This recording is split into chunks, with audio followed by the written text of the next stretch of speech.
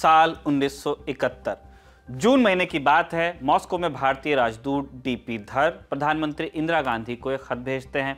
इंदिरा तुरंत एक मीटिंग बुला लेती हैं। इसके बाद इस मीटिंग में भारत की तरफ से विक्रम साराभाई और उनके शिष्य यूआर राव शामिल होते हैं। मॉस्को की तरफ से राजदूत निकोलाई पेगोव मीटिंग का हिस्सा बनते हैं। पहले बारी विक्रम साराभाई की थी। साराभाई एक शुरुआती ब्रीफिंग देकर कहते हैं आगे का प्लान राव बताएंगे। राव एक सैटेलाइट का प्लान आगे रखते हैं।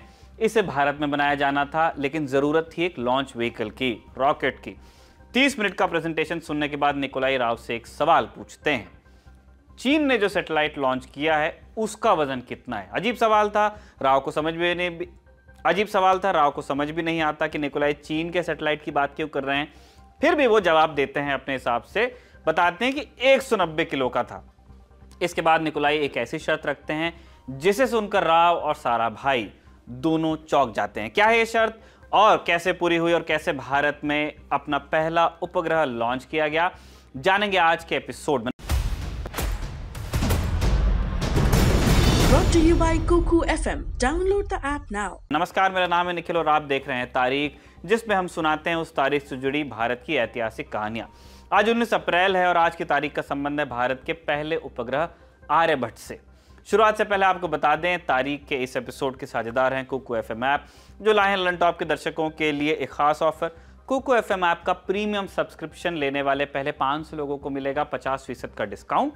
इसके लिए आपको इस्तेमाल करना है LT50 ये कोड। कुकू एफएम भारत में पॉडकास्टिंग के सबसे बड़े प्लेटफॉर्म्स में से एक है, जिस पर 1000 घंटे से भी ज्यादा का कंटेंट मौजूद है। साथ ही इस ऐप पर आपको मिलेंगी जाने माने वर्ल्ड लीडर्स की जीवनी, आत्मकथाएं, ढेरों उपन्यास और कई तरह की दूसरी ऑडियो बुक्स भी। याद रखिए, LT50 ये कोड सिर्फ पहले 500 सब्सक्रिप्शंस पर ही लागू होगा। बाकी जानकारी अगर आप चाहते हैं तो डिस्क्रिप्शन में दिया लिंक चेक कीजिए। लौटते हैं किस्से पर, सैटेलाइट वाले, आर्यभट्ट वाले। यूरोप में जब एनलाइटनमेंट युग की शुरुआत हुई, भारत गुलामी के अंधेरे में था। 20वीं सदी की शुरुआत में जब पूरा यूरोप औद्योगिकरण के दौर से गुजर रहा था, भारत क्रांति की बाट जो रहा था।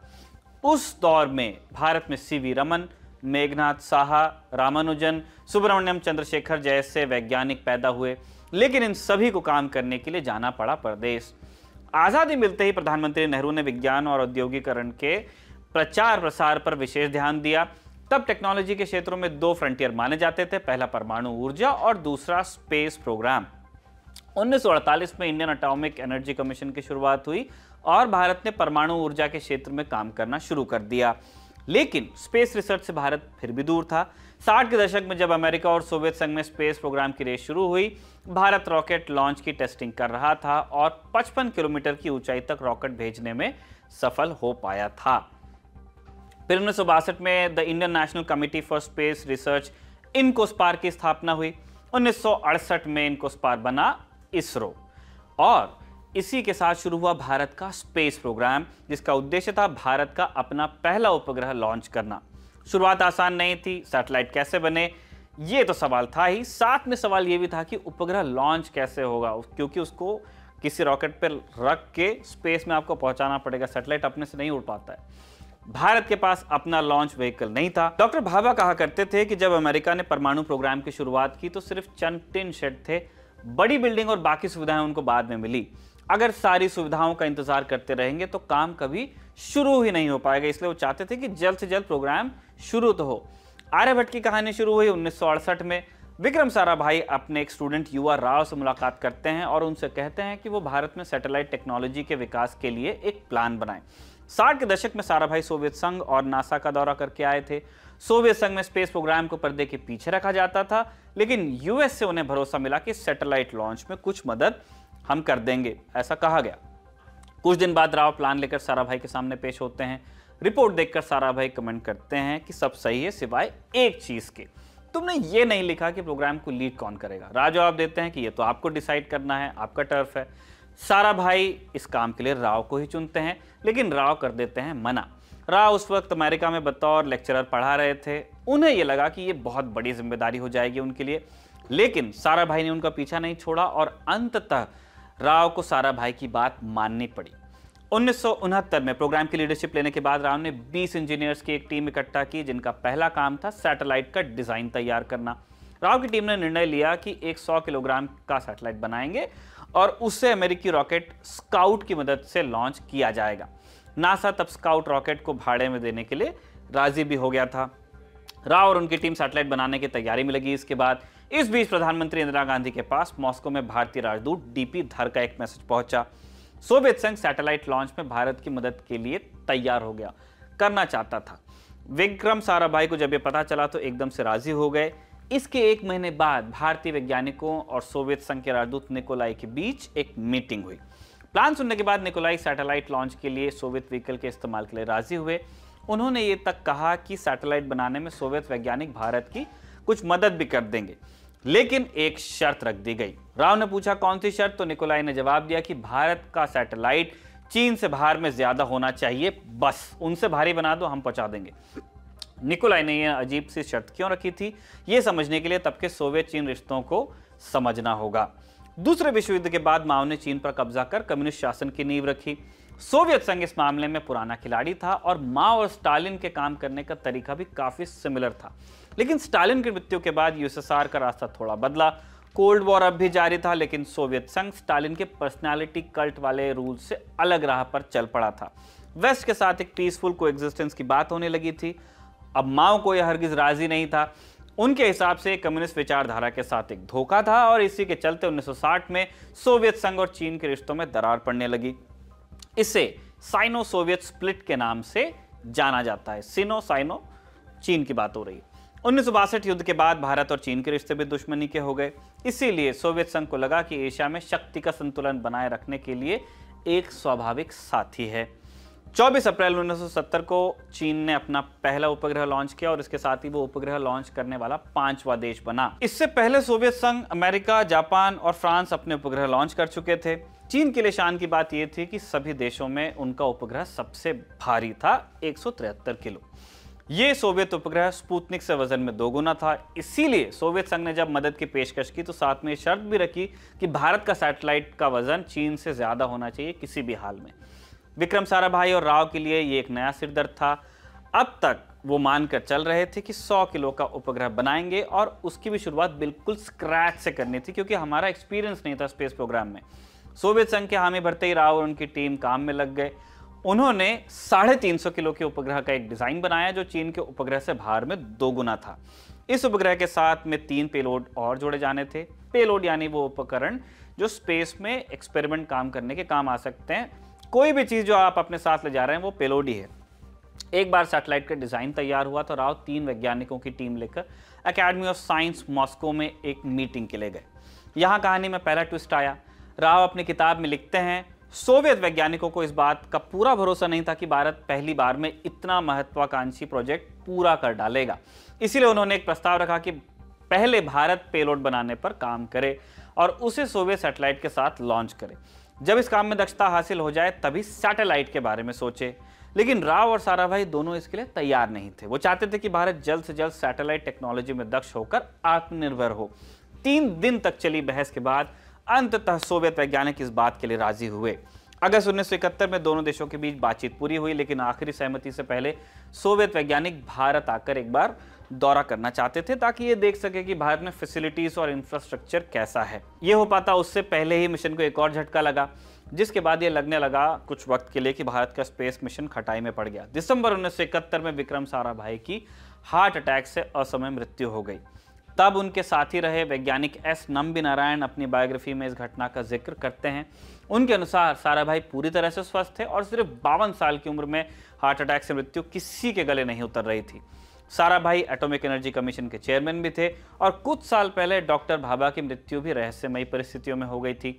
डॉक्टर साराभाई का परिवार पोस्टमार्टम के लिए राजी नहीं हुआ, इसलिए कयास बन के ही रह गए। साराभाई की मृत्यु के बाद MGK मेनन को इसरो का अंतरिम चीफ बनाया गया और अंततः 1972 में सतीश धवन ने इसरो की जिम्मेदारी संभाली। मिशन की सारी थियोरेटिकल तैयारी के बाद सवाल उठा बजट का। सोवियत संघ मुफ्त में लॉन्च करने को तैयार था, लेकिन फिर भी सैटेलाइट बनाने का जिम्मा भारत का था और इस मिशन का बजट 3 करोड़ रुपए आ रहा था। अभी बड़ी रकम नहीं है, तब बहुत बड़ी रकम थी, खासकर इसलिए भी क्योंकि हम बहुत गरीब होकर आज़ाद हुए थे 47 में। भारत तब एक गरीब देश था, लेकिन इंदिरा एटॉमिक और स्पेस मिशन में बिल्कुल कोताही नहीं बरतना चाहती थी। इसलिए उन्होंने तत्काल सदन से 3 करोड़ रुपए का बजट स्वीकृत भी करवा लिया। इसके बाद रूस और भारत के बीच एक एग्रीमेंट साइन हुआ और 2 साल बाद यानी 1974 को लॉन्च की डेट रखी गई। रॉकेट लॉन्च, टेस्टिंग आदि का काम तब तक केरल के थुम्बा में हुआ करता था, लेकिन धवन ने इसरो की जिम्मेदारी संभाली तो उन्होंने साथ में शर्त रखी कि सैटेलाइट बनाने का काम बैंगलोर से किया जाएगा। इस बात की खबर फैली तो केरल में हंगामा हो गया। वहां नेताओं को लग रहा था कि सारी नौकरियां बैंगलोर चली जाएंगी, इसीलिए उन्होंने इस प्रस्ताव का भरपूर विरोध किया। अंत में जब सदन ने आश्वासन दिया कि एक बार सैटेलाइट का काम पूरा होने के बाद टीम थुम्बा ही वापस आएगी, तब जाकर केरल की सरकार इसके लिए राजी हुई। केरल में विरोध इतना तगड़ा था कि बहुत सारे उपकरण भी बैंगलोर नहीं ले जाने दिए गए। अंत में सतीश धवन की मदद से विदेश से उपकरण खरीद कर लाने पड़े। धवन बैंगलोर में काम शुरू करना चाहते थे क्योंकि वहां इंडस्ट्री थी, वहां वेल्डिंग आदि के लिए टेक्नीशियन और सामान मिलना आसान था। पिनिया इंडस्ट्रियल एरिया में 4 शेड्स को साइट के तौर पर चुना गया। एक शेड का क्षेत्रफल 5000 स्क्वायर फीट था। तब बैंगलोर में भारी बारिश के बीच काम करना पड़ता था, कोई परमानेंट फैसिलिटी नहीं थी। डॉक्टर भाभा कहा करते थे कि बिल्डिंग के इंतजार में जितना टाइम लगाओगे, टेक्नोलॉजी तैयार करने में उतना वक्त बर्बाद होगा। टीम ने इसी मंत्र पर काम किया, जैसे तैसे जुगाड़ से सारी व्यवस्था की। टीम में कोई पिलानी से था तो कोई IIT से। इनमें से किसी ने भी सैटेलाइट बनाना तो छोड़ो, कभी किसी सैटेलाइट को देखा भी नहीं था आमने सामने। इस घटना का जिक्र आता है जब सैटेलाइट बनाने के लिए कोई लोकल दुकान से एल्युमिनियम खरीद के ले आया। अब ये तो पता ही नहीं था कि स्पेस में एल्युमिनियम ठहर पाएगा या नहीं। तब टीम के लोग दौड़े दौड़े IISc की लाइब्रेरी पहुंचे और एक किताब में देखा कि वैक्यूम में एल्युमिनियम डिग्रेड होता है, लेकिन सिर्फ कुछ माइक्रोन तक, यानी लोकल एल्युमिनियम से काम चल जाने वाला था। ऐसे ही कई और डाउट थे। स्पेस में बाहर का कितना असर पड़ेगा, किस चीज पर अंतरिक्ष के वातावरण का कितना असर पड़ेगा, ये सवाल सबके दिमाग में थे। सोवियत वैज्ञानिक हर 6 महीने में सिर्फ एक रिव्यू मीटिंग करते थे, मतलब वहां से भी कोई खास मदद हमको नहीं मिल रही थी। सब कुछ खुद ही करना पड़ रहा था। एग्रीमेंट के हिसाब से भारत को सिर्फ कुछ बेसिक टेक्नोलॉजी और फ्री लॉन्च की सुविधा मिलनी थी। लेकिन एक और कारण था कि भारत की टीम सोवियत वैज्ञानिकों से थोड़ी दूरी बनाकर रहती थी। ये कारण था KGB। कोल्ड वॉर का दौर था और हर किसी को लगता था कि कोई ऐसी वैसी जानकारी साझा हो गई तो KGB के कान में बात पहुंच जाएगी और फिर उस शख्स की खैर नहीं। अब स्क्रीन पर एक तस्वीर आप देखिए। ऐसा लग रहा है कि हेलीकॉप्टर एक छोटी सी टंकी ले जा रहा है। आंध्र प्रदेश में श्रीहरिकोटा के आसमान में ये भारत के पहले उपग्रह की टेस्ट फ्लाइट थी, ये देखने के लिए कि कम्युनिकेशन और बाकी उपकरण ठीक से काम कर पाएंगे या नहीं। 1974 में उपग्रह लॉन्च की तारीख को आगे बढ़ाकर अप्रैल 1975 तक मुलतवी किया गया। मार्च 1975 में सैटेलाइट बनकर तैयार हो चुका था। तब टीम को एहसास हुआ कि उसका नाम तो रखा ही नहीं। चूंकि आखिरी सहमति प्रधानमंत्री इंदिरा गांधी को देनी थी, इसलिए ऑप्शन के लिए 3 नाम सुझाए गए। मैत्री, भारत और सोवियत संघ की दोस्ती, आर्यभट्ट, भारतीय इतिहास के महान गणितज्ञ, और जवाहर, भारत के पहले प्रधानमंत्री के नाम पर जिन्होंने इनकोस्पार्क को शुरू किया था। सबको लगा था कि इंदिरा जवाहर नाम चुनेंगी, स्वाभाविक कारणों से, पिताजी थे, लेकिन उन्होंने आर्यभट्ट नाम चुना।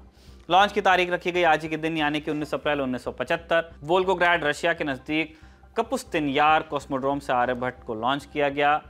UR राव और सतीश धवन सहित भारत के 30 वैज्ञानिक लॉन्च के लिए रशिया पहुंचे थे। बैंगलोर के ग्राउंड स्टेशन पर भी इसरो के वैज्ञानिकों का जमावड़ा लगा था।